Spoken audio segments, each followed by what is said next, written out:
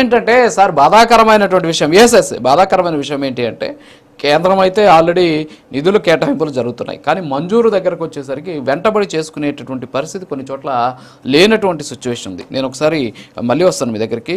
జనసేన నుంచి విష్ణుగిరి శ్రీనివాసరావు గారు ఉన్నారు. సార్ గుడ్ మార్నింగ్ అండి. సో ఓవరాల్గా మనం చూస్తున్నాం ప్రతి బడ్జెట్లో కూడా నిధులకు సంబంధించినటువంటి కేటాయింపుల మాట వింటూ ఉన్నాం. ప్రతిసారి మన మాట వింటూ ఉన్నాం.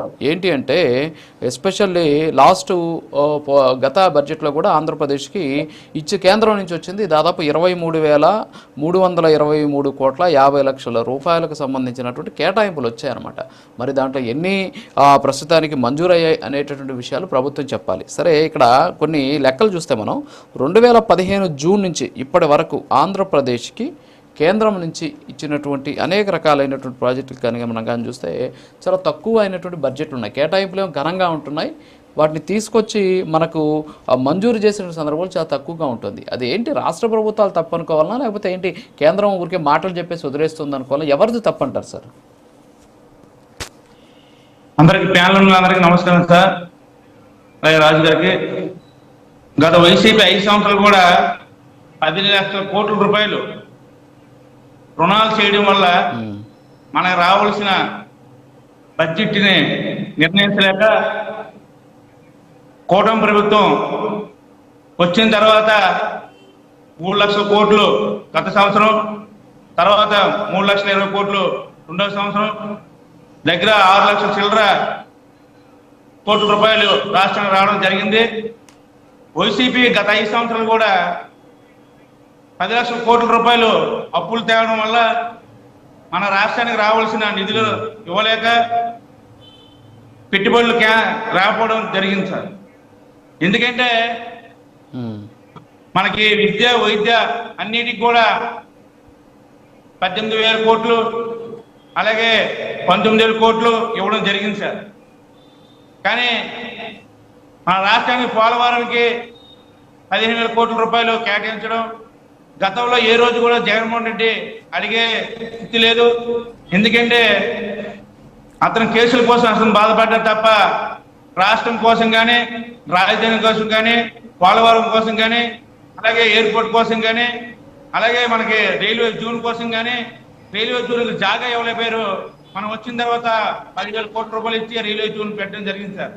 ఎందుకంటే వైసీపీ నాయకులు వాళ్ళ రాజకీయ స్వార్థం చూసుకున్నా తప్ప రాష్ట్ర భవిష్యత్తు కానీ, రాష్ట్రం కోసం కానీ, రాష్ట్ర భవిష్యత్తు కోసం ఏ రోజు ఆలోచించలేదు.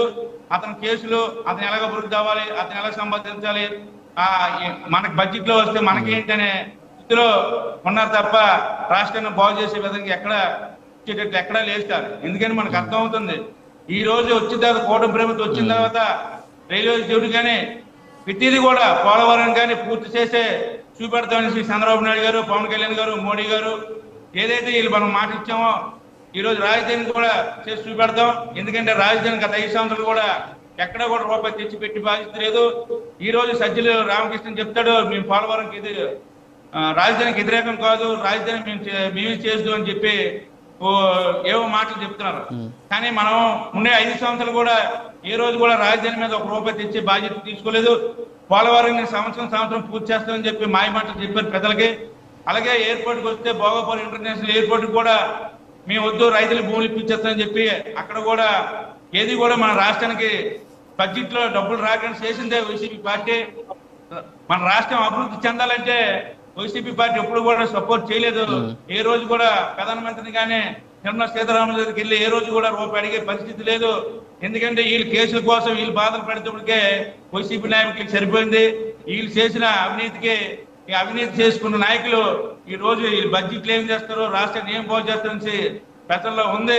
వీళ్ళు ఎక్కడ చూసినా బడ్జెట్ల కోసం మాట్లాడలేదు. వీళ్ళ బడ్జెట్లు వీళ్ళకి ఎంత వస్తుందని చూసి ఎక్కడ కూడా చేసే పరిస్థితి వైసీపీ నాయకులది. వీళ్ళు రాష్ట్రాన్ని బాగు చేస్తే ఇప్పుడు వారం లేరు. ఈ రోజుకైనా మాతో కలిపి ఏదైనా అడగమని చెప్పండి. ఈ రోజు పోలవరం పూర్తి చేస్తాం అడగమని చెప్పండి. అలాగే రాజధాని పూర్తి చేసి చూపెడతాం. కూటమి ప్రభుత్వం వచ్చిన తర్వాత ఎన్నో వేల కోట్ల రూపాయలు మన రాష్ట్రం వచ్చారు. ఇది గుర్తుపెట్టుకోవాలి వైసీపీ నాయకులు. ఎందుకంటే వెంకటరెడ్డి గారు చెప్తున్నారు గెజిట్ మాట్లాడుతున్నాం, ఎందుకు గెజిట్ రాలేదని. మరి మీరు గత 5 సంవత్సరాలు ఉన్నప్పుడు మీరు ఎందుకు తెచ్చుకోలేకపోయారు? గత 5 సంవత్సరాలు sir. Okay, okay sir, okay, మళ్ళీ వస్తాను మీ దగ్గరికి. అంటే చర్చలాగా చేద్దాం దీన్ని ఒకసారి. ఆంజనేయ రెడ్డి గారు, సరే ఇందాక మిమ్మల్ని అడిగారు పాదయాత్ర వెంకటేశ్వర రెడ్డి, విభజన హామీలు అనేటటువంటి విషయాన్ని వారు